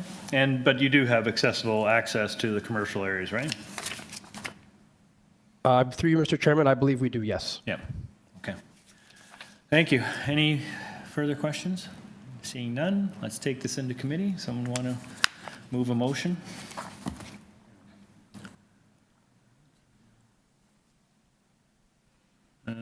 I'll pick somebody. Okay, Dylan. Yeah, I looked at this one earlier too when it was deferred. So, I think it's interesting, the bike parking in the units, which I think makes a lot of sense. There's an elevator, so I'm sure the elevator will get a good workout. That's really one of the key variances, and I think obviously we all know that the situation with offices and the need for more residential spaces. So to me, this is actually a very positive change that will provide some live-work spaces right in the heart of the city, where people may be able to, be very close to where they work or even work from home. So I move that we approve these variances. Motion to approve from Mr. Reed. Do I have a seconder? Mr. McKay, all in favor? You have your approval, sir. Thank you very much. Next item is number 22, 1 Rosemary Lane. This is an application to construct a new 2-story detached dwelling with a front integral garage, a front covered porch, and a front ground level patio, a side porch, and a rear second-story balcony. Committee has before it copy of plan of survey, site plan, floor plans, and elevations, 4 photographs of the subject property, decision number A079/03M, affecting the subject property, and presentation materials from the agent. There is a staff advisory report from Metrolinx. Through you, Mr. Chair, we do have the agent online, no registered speakers for this item. Okay, thank you. Good afternoon. Good afternoon. My name is Tay Rook. I am the planners of the owners of the property at 1 Rosemary Lane at 18 Yonge Street. Great, thank you, sir. Maybe a short overview presentation, please. Sure. The property before you today is located at the northeast corner of Rosemary Lane and Dewbarn Avenue. The proposal is to demolish the existing dwelling, two-story dwelling, and replace it with a new two-story single detached home. Variances before you relate to the FSI, building length and depth, the size and location of the second-story balcony, in addition to setbacks to the north side yard, which is the rear yard setback, in addition to the west side yard setback as well. So in terms of the presentation materials that I submitted, what you have before you, the area context map, basically shows properties that have been highlighted in green, which represent those that are above 0.7 in terms of FSI, which are found throughout the block and in the immediate and broader context. So from a consistent perspective, the proposal does not, it would not be deemed overdevelopment of the site from an FSI perspective.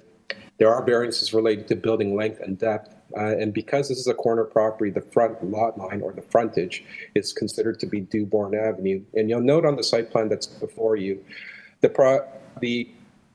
what's marked in red outline is the existing dwelling that's on the property. And what you'll note is that in terms of the length, it's actually longer than what we're proposing for the new proposal for the new home.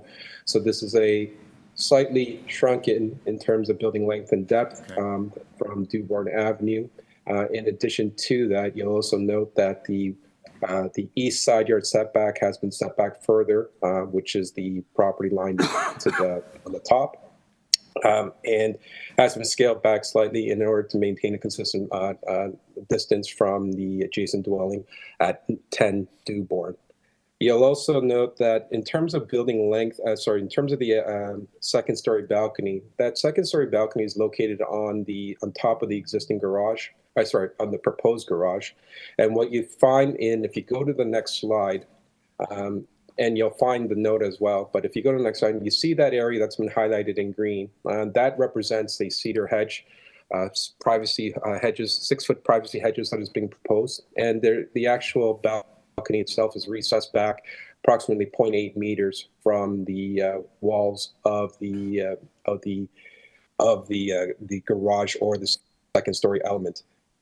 In addition to that, the balcony itself, when looking, I guess, northerly or towards the rear yard, would be facing on towards, not that you would have a view of it because of the privacy hedges, but would be looking onto the front yards of the property to the north, which is 3 Rosemary Lane.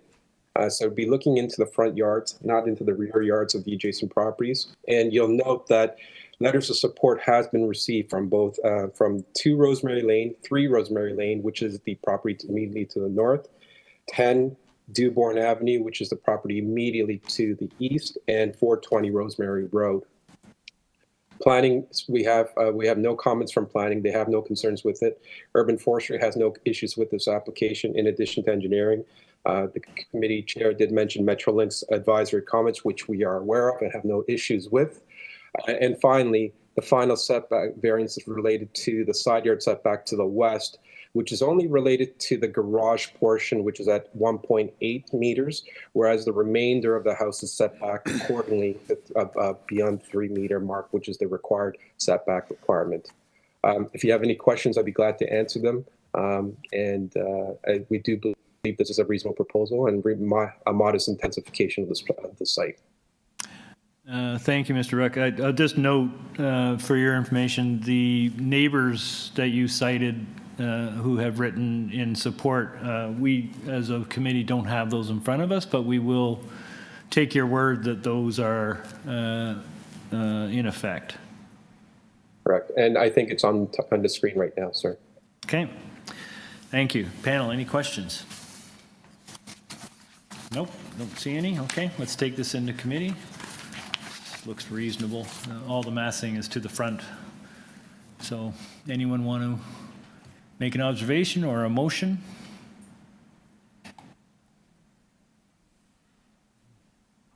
Zilla. To you, Mr. Chair.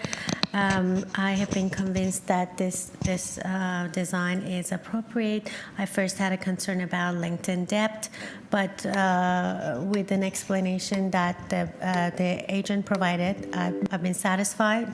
And yes, this lot is a corner lot. That's why it triggers some variance. So I would like to put, if there's no other question from my colleague, no, I'm ready to put forward a motion to approve this application with no condition. Okay. Motion to approve by Ms. West. I have a seconder. Mr. McKay, all in favor? You have your approval. Thank you, sir. Item number 23. 2120 Queen Street East. This is an application to permit a place of amusement, an indoor golf simulator on the second and third levels of the existing three-story commercial building. Also to construct a rear exit stair extension leading to the third story and to reconstruct the existing rear third story terrace. The existing restaurant and grocery store located in the basement and first floor levels will be maintained and unaltered. Committee has before it a copy of the plan of survey, site plan, floor plans, and elevations, 8 photographs of the subject property, covering letter from the agent, an arborist report, tree protection plan. We have email correspondence from Transportation Services and a staff report from Community Planning. For you, Mr. Chair, we do have the agent online, no registered speakers for this item. Mr. McKay. Yes, good afternoon, committee. David Mackay, MHBC Planning, representing the owner. We've been through this before, and I'm prepared to accept that. The variation on the pronunciation, is that what it is? Okay. Correct, yes. But please proceed on your non-residential and golf simulator. Hang on a second. Does anyone need a presentation on this one? It's clearly just a change of use. Sir, I don't think we need a presentation today. We've all read your application. We're familiar with the material. Is there anything you'd like to share with the panel before we take it into committee for a decision? Just similar to other projects that you've seen where we've changed the use. The office market has not been great. So these the second and third floor have been vacant for a number of years. And so our client did get approached by a golf simulator company, and this would fulfill and fill that vacant space.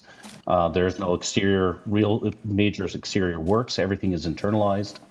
And as I said, while the intent of the provision, the restriction was really to ensure that neighborhood areas were not affected by nuisances. This is a very passive recreational use, which we think is appropriate and reasonable. Happy to answer any questions. Thank you, sir. You haven't watched me play golf. I'm quite loud and I scream a lot. So am I, sir. So am I. Always in the wrong way, unfortunately. You are proposing to rebuild the terrace and the stairs. I thought I read in your material that is primarily for building code and fire access. That's correct. Okay. Yes. All right. Any questions, panel? All right, let's take this into. Oh, you do have a question? Pardon me. Sorry, yeah. Just to reconfirm, I know there is this arborist report and tree protection plan. Are there any trees? Like it's a change of use. Like, what, do you have any plans to remove trees? No, we don't. The arborist work was done previously by our client, and we submitted it as required by urban forestry to clear their, to give them the most information as possible. We're not proposing to remove any trees. Okay. Okay, thank you. We're in committee. Does anyone want to make a motion on this one? Nellie? Yes.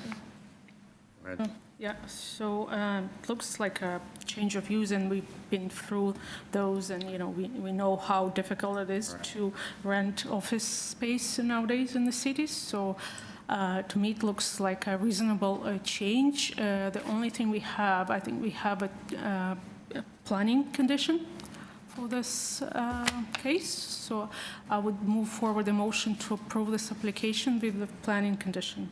Which is tying it to plans, right? Yeah. Okay. All right, motion by Ms. Wolpart to approve, subject to planning conditions, seconded by Mr. Mackay. All in favor? You have your approval, sir. Thank you. Move on to item number 24. Folks, we have 4 more items. Thank you. Does anyone need a short break? You're okay? 5-minute break. 5-minute break? Okay, we'll take a 5-minute break. Thank you.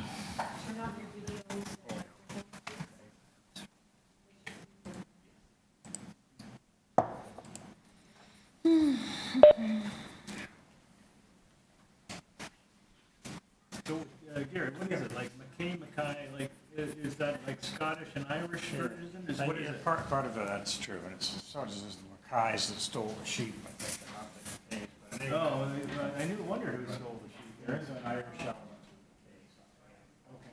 So Gary's Mackay? No, he's Mackay. The other Mackay. guy was Mackay. And how do you see that? It's spelled the exact same way. It's done just to confuse the rest of them, I think. Yeah, that's, those. Keep us on our toes. Right, yeah. It's like Volpert. That's, I thought I got the front part right. yeah, Volpert. It's the What am I easiest. saying? Am I saying it wrong? Can Damn I? it. How can I do this routinely? Yeah, that's what I say, isn't it? Volpert. Oh, I'm saying port. Yeah, Volpert. But I don't care really, but it's just for you. It's easier than Mackay and Mackay. It is easier. It should, you Oh, think my it would be. goodness. That's fine. I have, No, unfortunately, Oh, I have enough okay. calories, All right, unfortunately, so so I'll just do which one. one? Okay, I'll do One it. from each or a couple from each. No, it's fine. Very nice. Thank of you. you. I think Thank it's- you.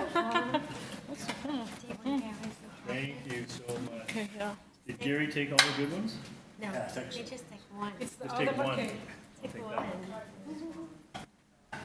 Operating under two names. I took a hand. We just, Sabrina, we just got, those ring doorbells? Those ring doorbells, like, I just got it. So I don't quite know how to use it. Someone actually came to the door and I was waiting for him. So I had to pick up an Amazon package, so I'm returning. So I'm ringing but it turns out my wife was there to let him in. But I haven't quite figured out the features to maybe not have my phone ring when the doorbell rings.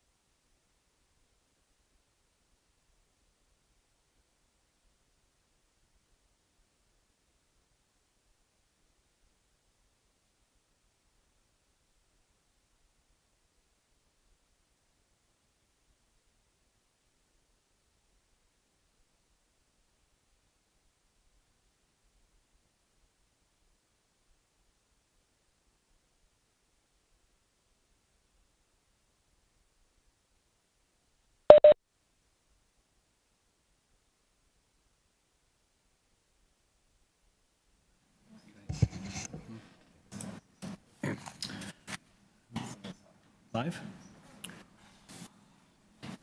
All right, we continue with item number 24. 648 Spadina Avenue. This is an application to alter the existing two-story commercial building by increasing the permitted non-residential gross floor area for the restaurant use through interior alterations only. Committee has before it a copy of plan of survey, site plan, floor plans, and elevations, revised site plan, floor plans, and elevations, received November 29th, 3 photographs of the subject property, covering letter from the agent, and presentation materials from the agent, and a copy of the prevailing bylaw. Through you, Mr. Chair, we do have the agent online, no registered speakers for this item. Okay. Good afternoon. Mr. Sun? Yep, good afternoon, Mr. Chairman. Full name and address, please, sir. My name is Andrew Sun, and from Italian Sun, address 188 Strong Avenue, Toronto. Great, thank you, sir. Hang on a sec. Panel, Thank this you. looks very straightforward. I don't think we need a presentation. Is anyone? Okay. Sir, we don't need a presentation today. We've read your application. We're familiar with all the materials. Before we take it into committee for a decision, is there anything you'd like to share with us? I'm good. You're good, okay. All right, let's go into committee. This is a very simple one. Dylan. Yeah, I mean, I know this building well, Yeah, having very frequented the pizza shops in that row, often as a student and also later in life. It's an interesting building. It used to be a bank. Now it'll actually fit in better with the uses of the rest of that strip as another restaurant, which I'm sure the students at University of Toronto will be very appreciative of. This is a good adaptive reuse of a bank building that's no longer needed. It's a very interesting little building, so it's nice to see that it's being adaptively reused rather than demolished. So I move that we approve this variance. No conditions? No conditions. Motion to approve by Mr. Reed. Do I have a seconder? Yeah. Ms. Volpert? Seconds. All in favor? You have your approval. Thank you. All right, item number 25. Got 3 more. 51 Coxwell Avenue. This is an application to construct a new 4-story detached dwelling, making it a 4-plex with a rooftop mechanical equipment and 2 front 3rd-story covered terraces. The rear detached garage will be demolished. There will be a total of 4 residential dwelling units on this lot and 3 surface parking spaces abutting Ashland Avenue. Committee has before it a copy plan of survey, site plan, floor plans, and elevations, revised site plan, floor plans, and elevations received December the 6th, red line public notice from the agent December 6th, arborist report, presentation materials from the agent, and staff report from community planning. We have correspondence and opposition from 57 Coxwell and Mr. Robert Scott, no address provided. Through you, Mr. Chair, we do have the agent online, no registered speakers for this item. Great, thank you. Mr. Hill. Hello. May you have your name and address, please, for the record? Name is Andrew Hill, 360 Dufferin Street. Okay. Sir, maybe just a short overview presentation, please. Sure. This project at 51 Coxwell, we've been developing with our client, very much in keeping with the EHON standards and, sort of aim of housing in the city. You can go to the next page. We liaised with planning, once we got into the C of 8 line to, just kind of collaborate with them. They recommended that we pull back our front yard variance from 0.98 to 1.2, which we are happy to do and have adhered to and provided updating drawings to show as such. And then they also recommended sort of tying, in your language, kind of tying the height variance, which 3, 4, and 5 all sort of relate to the mechanical overrun. So that's just the updates to the notice. I can go to the next page.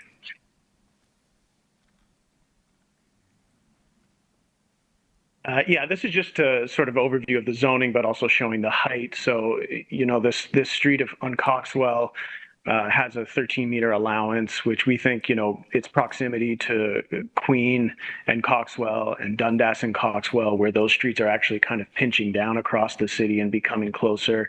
So this puts it quite close to transit nodes, and we think the increased density is warranted and kind of addressing the building in an urban way towards Coxwell versus the other streets. You can go to the next page.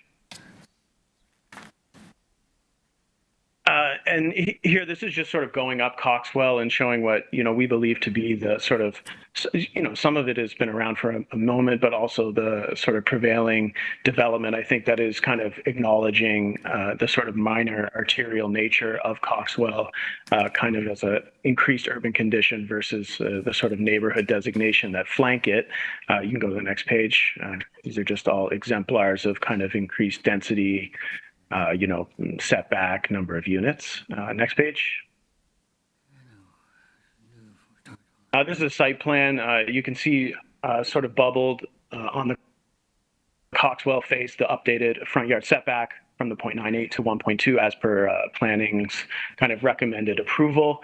And with the siting of the building, we've sort of highlighted our rear yard setback, which is the required 7.5 meters, which we thought, you know, with our client too, we thought was something really to try to maintain and not have variances there. So we put a lot of effort into the siting of the building to yield to the more residential character on Ashland, even though the neighboring building on Ashland is within that 13-meter allowance. We still thought, you know, aligning to Coxwell for our variances and urbanism to get the building we want was more preferable.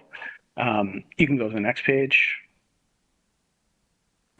This is just to highlight that overrun that is producing the height variance. It is not the full sort of floor plate of the building. It is a setback mass that allows for this mechanical access. You can go to the next page. These are just sections kind of highlighting the massing, sort of dormer massing versus mansard roofs that are adhering to the zoning requirements. Also, you know, shows the nature of these units, which are all 3-bedroom units. All 4 units are 3-bedroom, sort of family-oriented units. Next. Next, this is similar argument. We showed these, the sort of 2D elevations, which obviously show the extent of that overrun. But if you go to the next image, which is, you know, more in reality, the perspectival reality of this type of massing and the sort of minimal nature that that overrun actually presents to the Coxwell Street. And then next. This is the south elevation, obviously 2D drawing. And then if you go to the next drawing, the setback, again, the minimal nature to that overrun in reality is sort of depicted here. And that's it. Trying to be brief today. Great, thank you for that. Any questions? Dylan? Yeah, and maybe you could just help me with something I'm curious about. So one of the variances is for the south side setback where it's supposed to be 0.9 and it's 0.5, which is absolutely fine because it's basically facing the street. But on the north side, you're also only doing 0.5, but there doesn't seem to be a variance need for that. Can you just explain why that is? Do you know? I believe it's because we have no windows in that face, but... okay, right. So on the south side, you've got some windows, but on the north side, you don't. Mm-hmm. Okay, thanks. I was just puzzled by that, that's all. Thank you. Okay. Anyone else have any questions? Nellie? Yeah, question about the tree protection again. Like, it seems like there is a tree you need to remove. Can you elaborate on that a little bit? Is tree 15 the one that you're referencing? There is a few trees that do have to be removed. You know, tree 15 being one that I think is more substantial in nature. It is a, you know, as I heard on some previous ones, it is a Manitoba maple, but you know, its proximity to the construction and even the existing footprint of the existing building is very tight. But you know, we're very happy to protect tree 14. I actually really like that one as a sort of as the building's elevation on the south. But 15 is one that we regrettably do have to remove, but we're also happy to adhere to any forestry conditions in that regard. And 16 and 17 as well, as I understand. Yeah, they're on the private property, and I don't. What's the diameter on those? I believe it's sort of smaller. So, in terms of foundation work for the building, those are probably more challenging to maintain without, garnering major expense for shoring. So the 15 is a city tree, right? Yeah. Okay, thanks. Okay, any further questions? Sorry, through you, Mr. Chair, I may have missed this. Variance number 1 is being amended? Yes. Okay, to the 1.2 meters? For the setback? Okay, and then community planning has submitted their report. Again, they're quoting December 4th. Committee of Adjustment received these plans on December 6th, so we'll just use the December 6th date.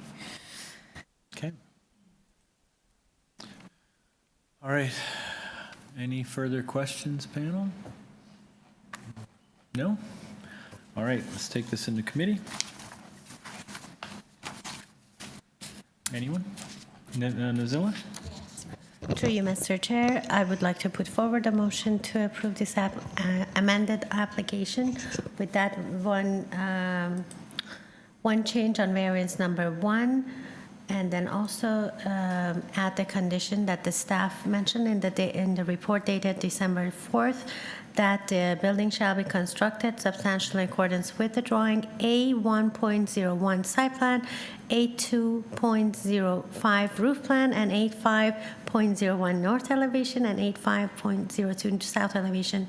So that's the condition. And Maybe a friendly amendment from Nellie? Yeah. yes.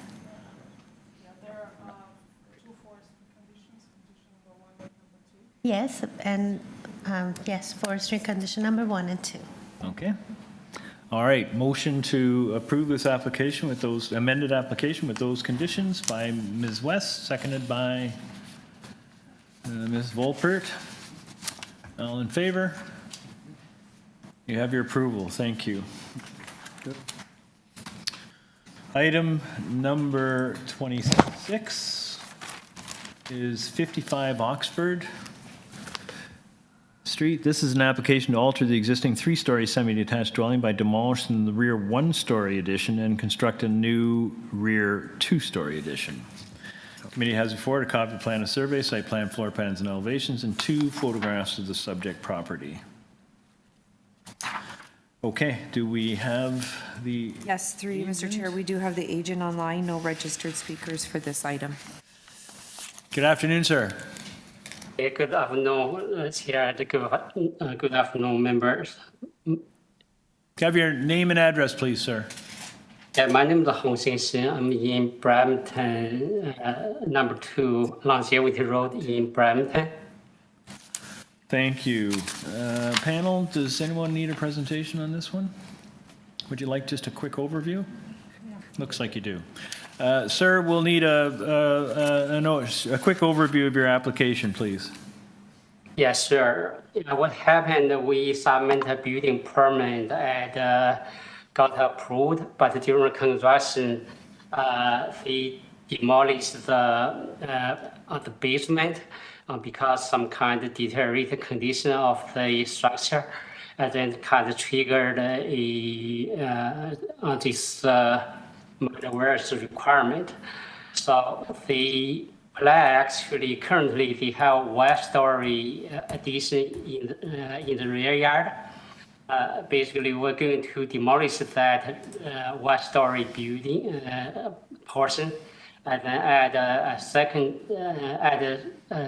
story on top of the 1-story portion. There's no change in the footprint. There's no change in the front. It's really the change in the rear, which will from 1 story to 2 stories. Okay, so you're basically just putting a second story over an existing first story, and all the other variances are existing conditions. You were seeking a 0% soft landscaping in the rear yard, which is unusual.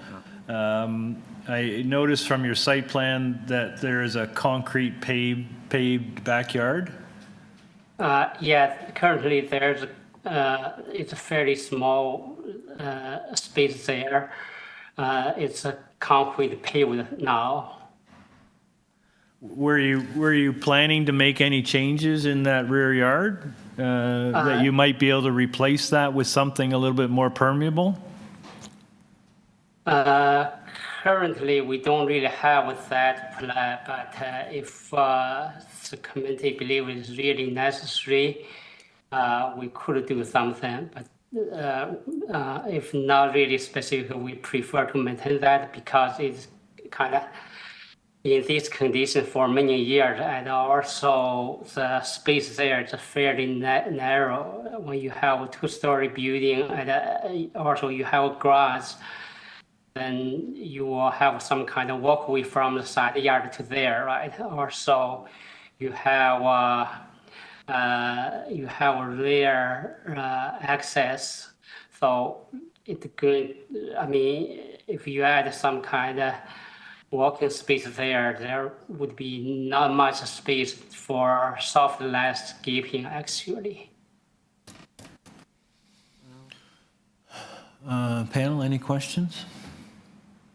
I just sort of put to him again, isn't there an opportunity for some permeable pavers or something like that? Because as was just said, really we got 0% landscaping in the front yard, and that's unusual. Front yard, actually what happened, front yard currently, the front yard setback actually is 0. There's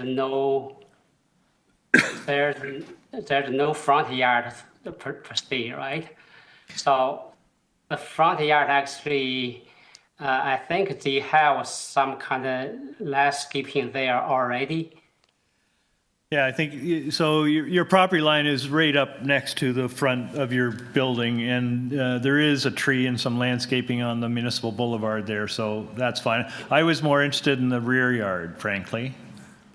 Yeah, if we could. I mean, we could put some kind of permeable paver or something like that. Yeah. Yeah, I think, particularly in Kensington, where again, the urban fabric is spectacular, but it's also doesn't have a whole lot of soft in it. So any opportunity we can take to allow some of your rainwater to go into the ground versus running off into the municipal system, we'd like to take that. So if you're okay with making your rear yard permeable pavers, I think the panel would appreciate that. Yeah, we can do that. Yeah. Okay. All right. Any further questions, panel? Nellie? For me, just to understand clearly, in terms of a perimeter, you are keeping the same foundation lines, right? It's like yes, there's no change. Yeah. Yeah. So all those setbacks, and actually 0 setbacks in many cases, they are the existing condition. Yes. Okay, thank you. Okay. All right. Let's take this into committee. Panel, anyone have any thoughts? Nellie? I just want to ask him, so if we impose this condition of permeable pavers, the bed, does it change variance number 8 somehow? No, it doesn't. It doesn't contribute to soft landscaping. It's just an alternative, right? So that, no, they still have to have 0% variance. Yeah. Okay. That's what I want. Okay. Anyone want to take a crack at this one? Gary, I heard you. Yes, I'm prepared to put forward a motion then that we approve this application for the variances as set out, but with a condition that permeable pavers be put in the rear yard to the extent possible. Okay. Motion by Mr. McKay to approve, subject to permeable pavers in the rear yard. Do I have a seconder? Ms. Volpert? All in favor? You have your approval with that condition, sir. Thank you. We move on to today's final item, which is 2 PLAXTON Drive. This is an application.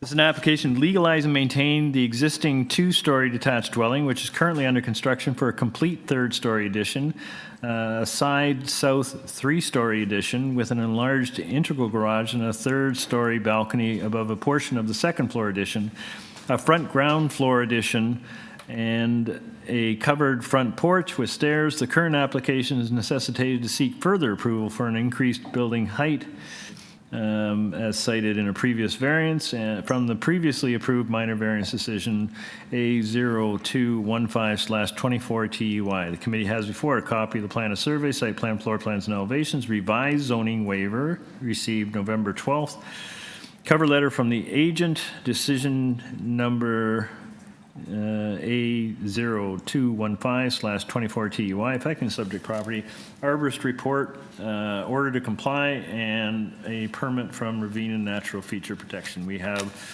staff reports from Urban Forestry and from TRCA. Through you, Mr. Chair, we do have the owners here in person, no registered speakers for this item. Good afternoon. And have your names and address, please. Dana Cobb, 2. Is your button on, your red button? Yeah. Yep. Yeah. Oh, it's on? Okay. Just, yeah, get closer. That's good. It's Dana Cobb at 2 PLAXTON Drive. Okay, and your colleague? Or? Tony Devlin, also 2 PLAXTON Drive. Okay. Well, first of all, thank you. I know you've been here for quite a while, so thank you for your patience. So you're seeking to legalize your current situation, are you? Yes. Okay, maybe you could give the panel an overview of what you're proposing and why. So it's just number 1 that we're requesting a variance on. Number 2 and number 3 are unchanged. Basically, when we first came to committee, the architect had 2x10s for supports in between our 2nd and 3rd floors. After the structural engineer had a look at it, he changed those to 14-inch LVLs, which put us 8 inches over our approved height. It's as simple as that. It's that simple. Okay. Okay. Panel, any questions? It seems like quite a reasonable request. Thank you for that. We'll take this into committee. Anyone want to move a motion on this one? Dylan? Yeah, I remember when this first came and we approved it. So, yeah, this is entirely reasonable change that would have happened as construction develops. It's entirely understandable, so I move we approve it. I don't think there's any condition. No, it's just straightforward. Okay, motion to approve by Mr. Reed. Do I have a seconder? Ms. West, all in favor? You have your approval. Thank you for coming down. And yeah, 14 inches is probably better than 10. Yes. A lot. Thank you. Okay. Right. Okay. Okay, and that concludes today's proceedings. We are adjourned at 9 minutes after 4. Thank you, everyone.